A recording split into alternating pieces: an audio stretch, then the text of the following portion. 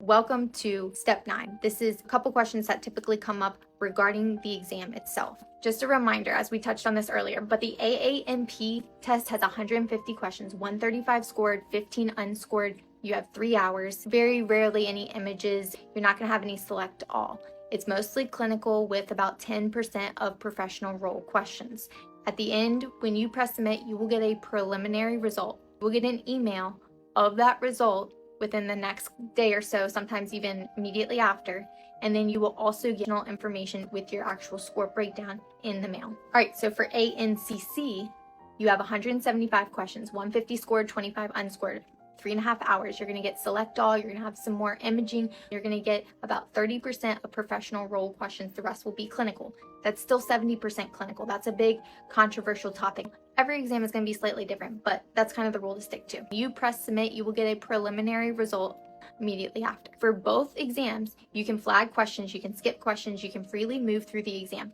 The timer never stops, so only take a break if you need it. A question that always comes up is, what if you don't know the answer? Like you get to a question, you read it, and you're like, man, I really don't know what they're asking me. Remember, read the last sentence first. Before anything else, make sure you understand what they're actually asking.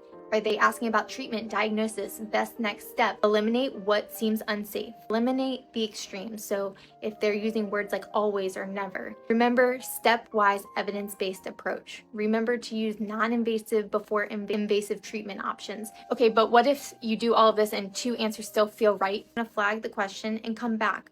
But that brings up the next topic.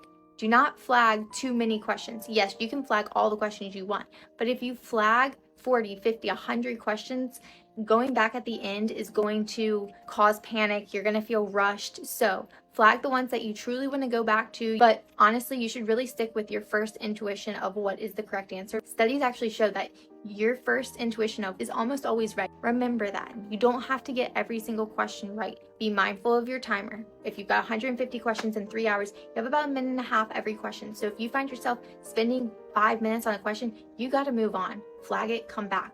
When you finish, you're going to click submit. You will have a screen that pops up. This is going to be your preliminary results. It's going to say pass or fail. If you remember anything from all of these steps, remember that during the exam, go with your gut. Don't let yourself run out of time. Keep going. You can do this.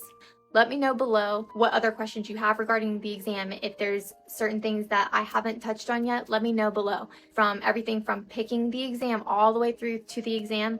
And I'm going to do videos after this that'll also talk about what's next, because there is not a lot of help with you finish the exam and then what. So stay tuned for the next video.